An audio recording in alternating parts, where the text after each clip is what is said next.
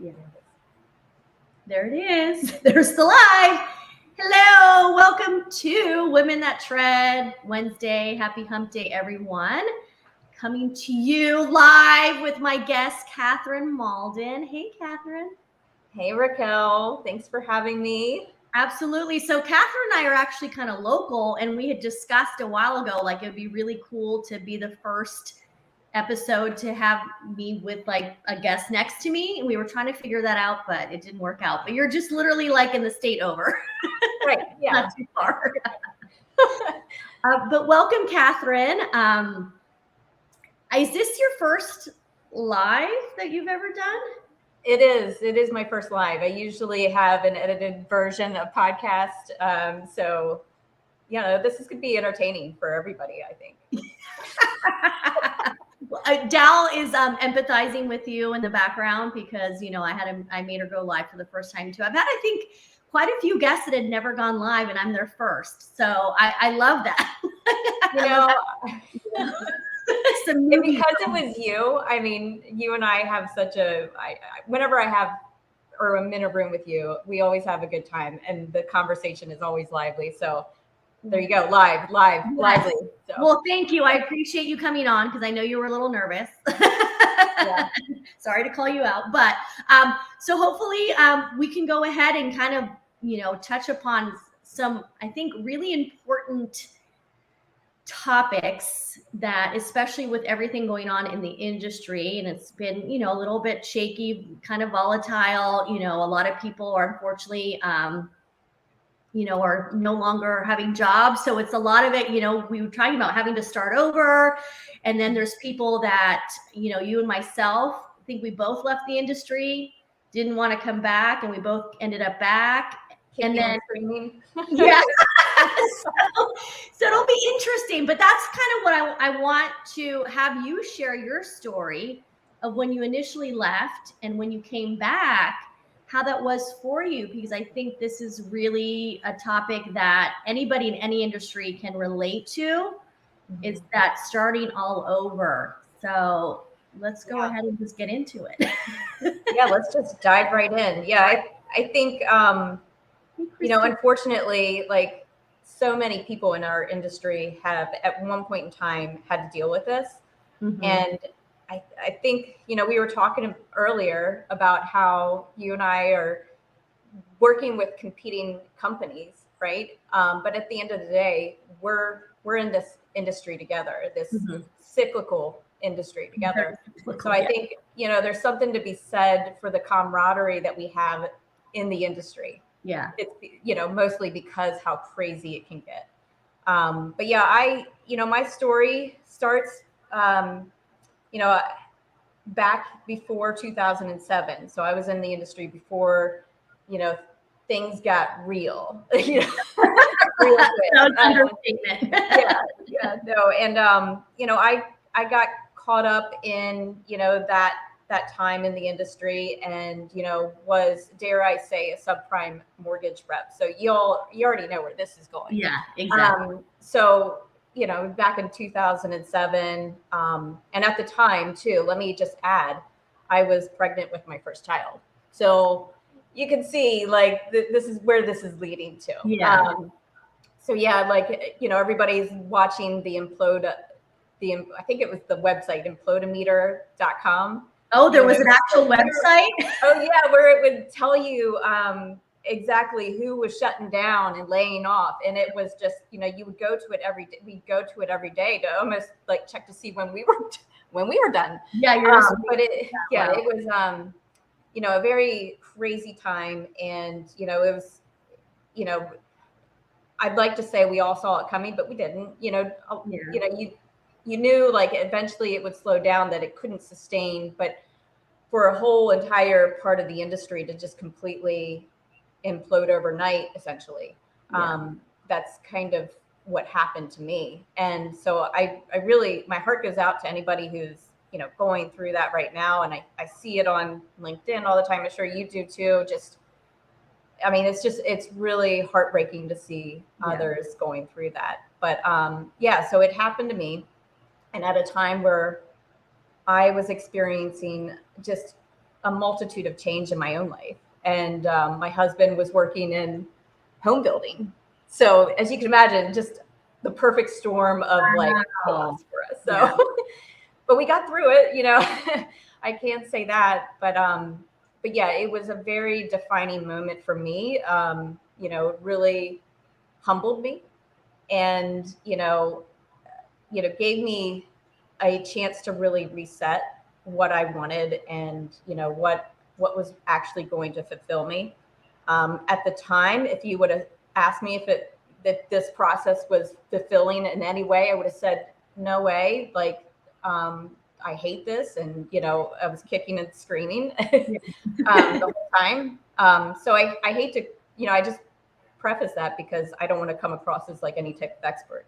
But it's just the story that my history, and I hope it helps or consoles somebody out there right now that you can come out of these things.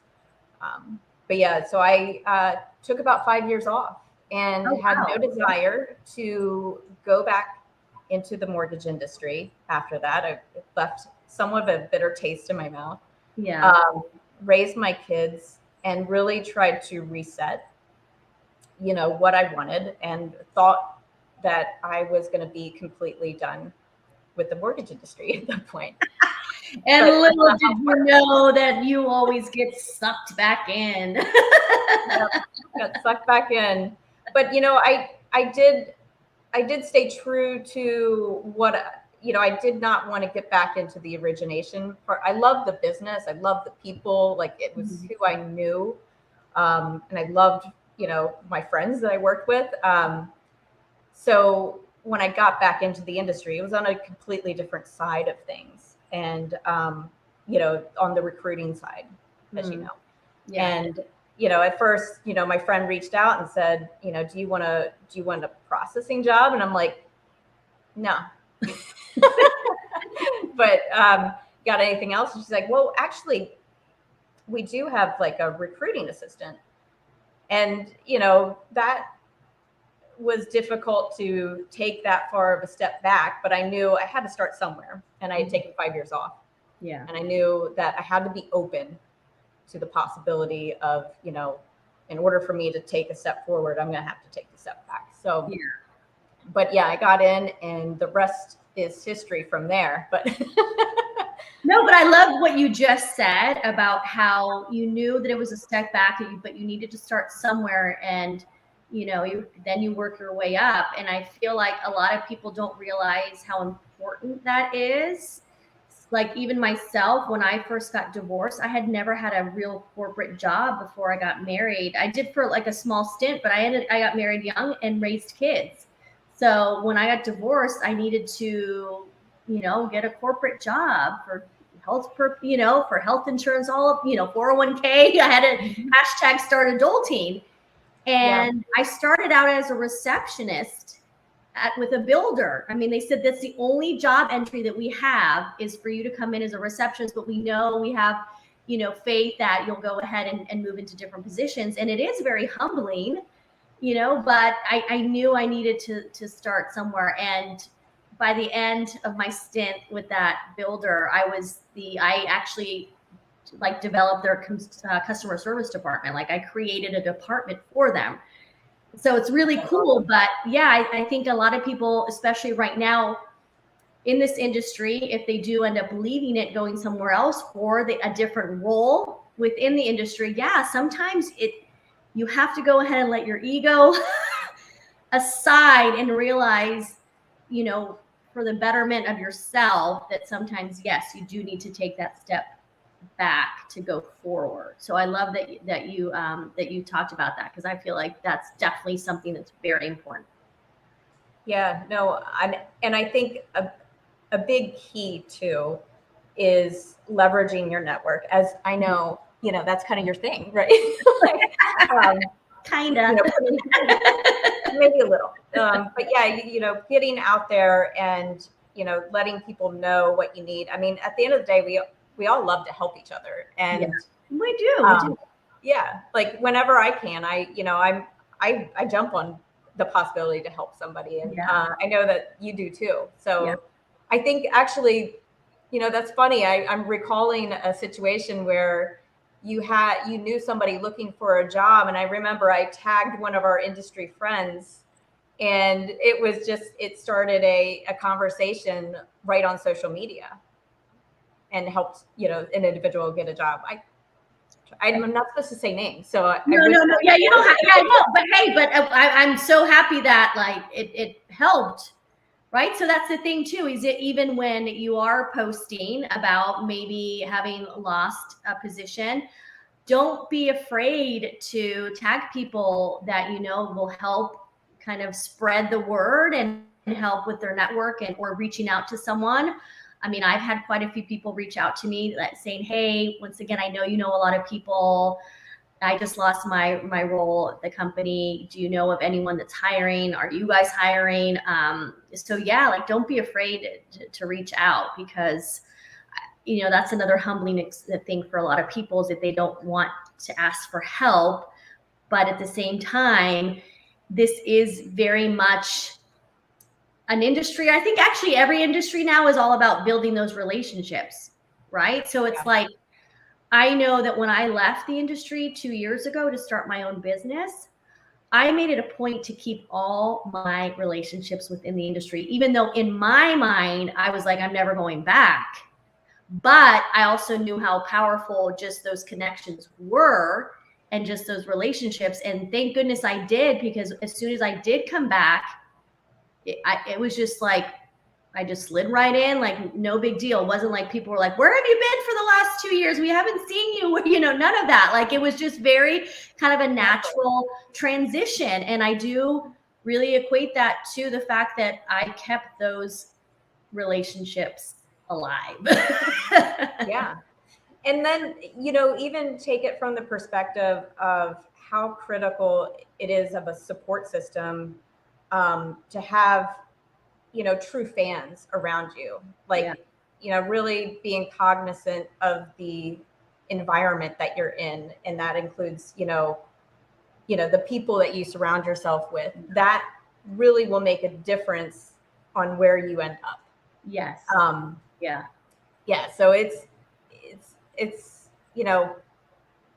what is the saying that you're only as good as the people you surround yourself with. So yeah, or like the 5 people, the 5 people you hang out with the most, basically, like that's that's who you are. That's the sum of you. Or yeah. I know. And speaking of fans, Christina, and I don't want to like say fan, but I mean, she is like one of my biggest cheerleaders, and she's so great. And she's an educator, but she watches this show because she can relate in so many different ways. That's what's so cool about it, is that, we're in the industry, but it's across the board with so many of the topics, that we discuss. And, I do try to be helpful and encouraging with her, because, just because we're not, in the same career, in the same space, like why not help? And you just never know. So anybody that is in a position right now where they need help, like reach out to myself or even Catherine. Like we would be more than happy to connect you with people. I know when Delilah Ramos was on here, it was the same thing. She's like, hey, reach out. So I want everyone to know that we really are here to help in any way that we possibly can, and to keep those relationships going. Because unfortunately there might be some people that might be a little bit bitter, and a little bit hurt and upset. And sometimes that hurt can turn into isolation and not wanting to talk to certain people and kind of cut off relationships. And, I just encourage you not to do that, to really, try to like keep faith in that it's all going to work out. And, when one door closes, another one opens, and just to really kind of have that mindset that it's going to be all right. Yeah. Because the hope is, like, years from now, you look back and you go, that was kind of a blessing. I'm in a better spot. And I feel like that was the case for me. Yeah. And, had it not happened, who knows where I would be. I guess you can't say whether it's a blessing or not, but for me, I'm content in my role, and I feel like I found what I was supposed to do versus I look back and I go, you know what? I was really not cut out for that in the end. No, and that's another lesson as well, because unfortunately it's a lot of the operation side that's getting laid off in these companies, right? So people who have been used to doing, being on the operation side, maybe kind of opening up your mind a little bit and starting in a new role, new position, starting all over again. Like, here we go, starting from scratch. But you never know, you might realize that maybe that was something that you actually really enjoy even more than what you were doing before. Because I think a lot of times we also tend to label ourselves and put ourselves in this box, and we think like, for instance, I'm in marketing branding. So in my world, in my head, I'm like, oh, I would stink at operations. I would stink as an underwriter. I would stink as a processor, but I can't truly say that until I've actually tried it. Not saying that I want to be an underwriter processor. I don't think I'd be good at it, but it is, you do want to keep an open mind as well, because I think a lot of us have a bigger skill set than we think, or a lot of us also kind of lack that confidence.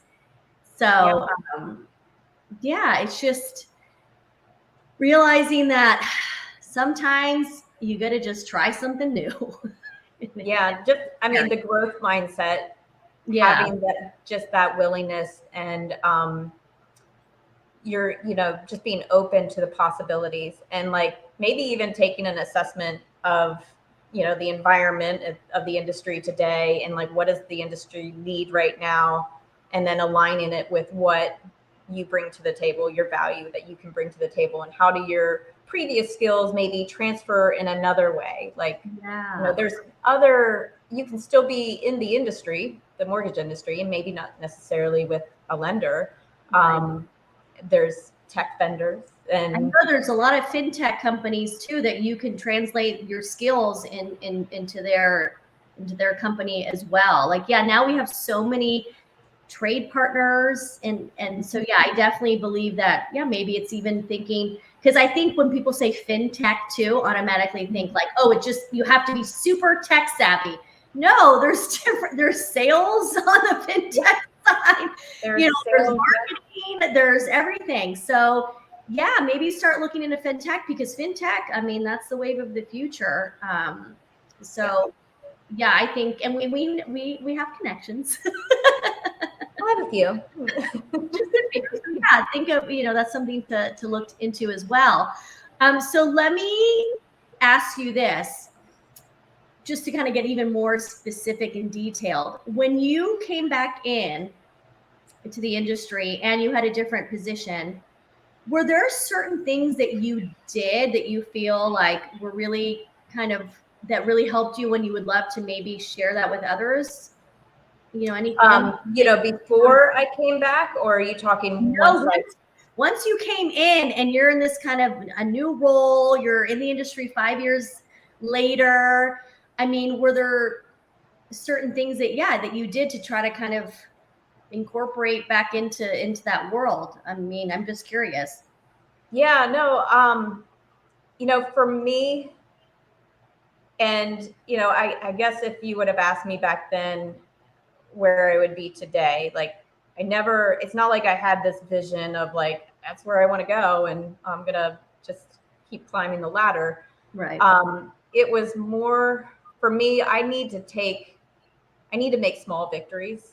Okay. And I feel like that encouraged me more. And like, I'm not somebody, except for today, where I clearly jumped out of my comfort zone, but I like to, ease my way into the pool. Right. And, I think for me that worked. I don't know if that would work for others, but, that's one of those things where, if you try to make yourself just a little uncomfortable every day, it's like, eventually you look back and you're like, wow, like I made progress. And like, to me, that is like very, it fires me up. Okay. No, that's some good advice, because some people kind of feel like they need to go from A to Z overnight, and if they don't, then they're unsuccessful, or they failed at something, or they were, it's just, so that's good to know that you just took your little baby steps. I think about like the scene from Forrest Gump Like I constantly think about I love that. It's my favorite part of the movie is where he starts to run. Yeah. And, he's like, has no intention of running across the country back and forth and getting all this publicity. But that ends up being the result. But, as the scene progresses, he's like, I ran to the end of the county. So I decided to run across the state. And then I ran, he got to the one coast and he decided, I'm just going to turn around and go back. And, eventually you look back and you're like, oh my goodness, like I've gone so far. So, yeah. No, I mean, that's a great piece of advice. I know for myself, when I came back in, and especially came back in, still doing marketing and branding, but in a new company for me, what I like to do, and I know for some people this is getting out of your comfort zone. For me, it's a little bit easier for others, but I like to reach out people within the company that are doing what I'm doing and be like, hey, are you willing to kind of share what you're doing to help me out so I kind of understand like what I'm supposed to be doing essentially, right? Like not coming in just sitting there going, all right, I guess I got to figure this out. Like, no, like I tend to be a little bit more proactive when it comes to that. So like I reached out to people that had my role in other regions and said, hey, I'm brand spanking new. I would love for, your help, because I think a lot of people would, assume like, oh, I know exactly what I'm doing because I came in from branding and marketing and I was doing branding as a consultant and I should know exactly what to do. And that's not the case. Like there's always like, you always have to learn and grow. Yeah. And so if you're willing to do that and ask others for help, I think that's really important as well. And you'd be surprised how many people are willing to do it too. Like everybody at the company that I work for, they've all been so gracious with like sharing their marketing material, sharing ideas. Because like you said, at the end of the day, like there might be some competition here and there, but we're better if we collaborate and help each other out. I mean, I have friends that are in other companies and we do videos together. And, I have a good friend that's with another company and he's really good with TikTok. So I was like, hey, can we do TikToks together? And we just joke around how like, our TikToks are good, by the way. Too, but like we're helping each other out. And so that's something that, even if you go outside of your company and ask for help too, like I feel like that's okay. It should be okay. Yeah, absolutely. And I mean, in times of trouble, you'll be glad that you did because you have such a bigger network at that point to look to. But I love that. I love that because I mean, everybody would love to share like their thoughts and what works for them. I just feel like everybody kind of has that innately in them that they want to share, but you have to ask for them to do it first. And like usually people are willing. It's just, sometimes you come at it with like, oh, well, I feel weird asking for help here. And and that's the thing is it's getting out of your comfort zone. For me, asking for help is definitely uncomfortable for me. I've always been someone that's done everything. I mean, shoot, even with my move, I've been having to like actually call people and be like, I thought I could do this on my own. I need your help. Like there's certain things I at the end of the day, I cannot do it by myself as much as I want to. And I want to feel like I'm a badass and I got this and, I don't need anybody. And it's like, actually, Raquel, like you do and get over yourself, and just freaking ask for help. And that's just buy them pizza and beer and they'll show up. It's crazy, Yeah, I know. My big thing is like, I'll take you out for drinks. I know. In my room, I had my neighbor pick me up from the airport really early because Ubers are like super expensive now. Like I was going to take an Uber home from the airport and it was like twice as much now. So I went ahead and called and I was like, I'll get you a Starbucks at the airport. And he was like, okay, sure. So like, so I got a ride. But that's the thing is I think at the bottom line with all of this is you have to get out of your comfort zone. I think that's kind of like both of us are sharing is in order to start from scratch, you have to be willing to do that. And that is really terrifying. But just think of like the other side, of that zone. Once you get out of it, like like incredible things can happen. And I think, that's a lot with social media. We're always telling people to get out of their comfort zone. And I'm so glad that I did with a lot of things that I've done on social media, because it has allowed me to be here sitting with you, doing this show, being, with I'm grateful for you. Oh, I'm grateful for you too. But yeah, like that, like how cool is this that these opportunities have been, given to me because I was willing to just show up and be scared, and have that a little bit of that fear.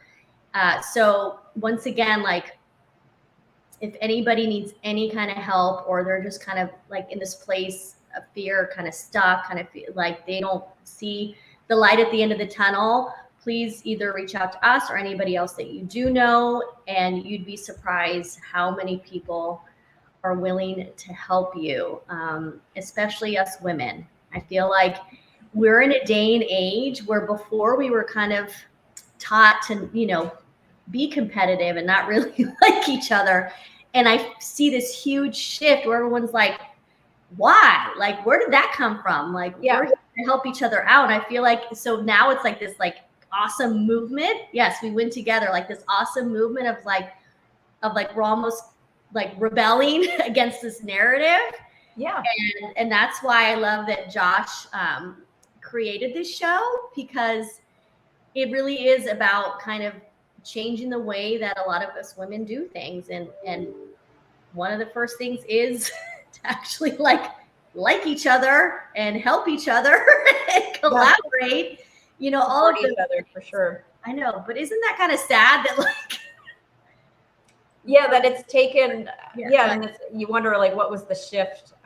You almost can't put your finger on it, but it does seem there is a shift, right? Yeah, I definitely feel it. Like, and for me, I'm realizing too how important it is to have those female relationships, because for the longest time, most of my friends were men, and now I'm like craving female relationships. Like I'm really craving that kind of piece of it, because I don't know what the shift is for me either, but I do feel a shift. And I see a lot of other women kind of experiencing the same thing I am, where they're like, hey, I actually want like a girlfriend to go out and have drinks with and to just really bond in a different way. So like I'm excited that you and I got to meet. And, even though I'm moving, just like I'm telling everyone, it's really important to keep those relationships. I'm going to make sure that I remain in contact with you. Yes, please do. Yeah, because I just realized that next week my show's going to be from San Diego. Wow, now you're big time. Coming live from California, yeah. But is there? So how? Because I've been telling everyone they can reach out to us. So now you need to let us know how we can actually reach out to you. Well, I'm open. I mean, I pretty much accept any request through LinkedIn. Okay. I don't, I probably, maybe I should be a little bit better about that, but I don't, you know what I mean? Like you just never know, sometimes when they're out of the industry and you're like, what in the world would an AC guy need with me? I do some research. I literally go into someone's profile and I'll see who our mutual connections are. I'll look at like their, kind of experience, careers. And then a lot of times it makes sense where that's why I look at it. And then there's plenty of times where, I might have someone that we have like hundreds of mutual connections, but I look at their profile and I'm like, yeah, no, sorry. Like this is not someone that is really going to add value to my network or my community. And so sometimes I don't accept it, but I definitely do a little bit of research. Like I don't blindly just, yay or nay. But I know you're on LinkedIn. I'm assuming you're on Facebook. I am on Facebook. I try to stay off Facebook. Okay. I'm more of an Instagrammer. Okay. Yeah, you're definitely on Instagram. Or do you have a TikTok? My, you know what? I do, but my daughter took over my TikTok. So please don't go. I'm asking because I'm trying to like build my TikTok. So I'm like, anybody I can follow so they can follow me back. Yeah, I'll come find you, but just know that you're going to see more so of my daughter on TikTok. Okay. So. All right. So it's safe to say Instagram, LinkedIn, and Facebook. If anyone needs to reach out to Catherine, Yes. and she'll help out because I truly know she's a helper. I'm not just saying it. I've seen it. I do love to help, and even if it's just a brainstorm, like and just we'll pillage our networks. I'm always happy to connect people. I love it. Well, thank you, Catherine. We're already at the 30 minutes. Okay. Oh, that wasn't too bad. Let's keep going. I told you. Everyone's always like, I'm like, believe me, it goes by fast. But let's see. So Christina wrote something. So I do want to read it before we head out. Bravo, another great session with tons of more inspiring motivational thoughts to take in. Thanks again, Raquel. And thank you, Catherine, as well. It was so lovely meeting. Thank you, Christina. Yeah, it's amazing. And then there was a Fedora CRT over on YouTube that said we were both brilliant and inspiring. Oh, that's a great Frederick, Maryland podcaster that I follow. Oh, okay. Well, thank you. Thank you for watching. And that was really kind of them to say that. Oh, that's awesome. But yes, thanks again, Catherine. Thank you for everybody who is watching live, or, we get a lot of people that come back and do the replay because, it is in the middle of work day. Yeah, thanks for taking time out of your lunch. Yeah, so thanks again, everyone, and I will see you all next Wednesday.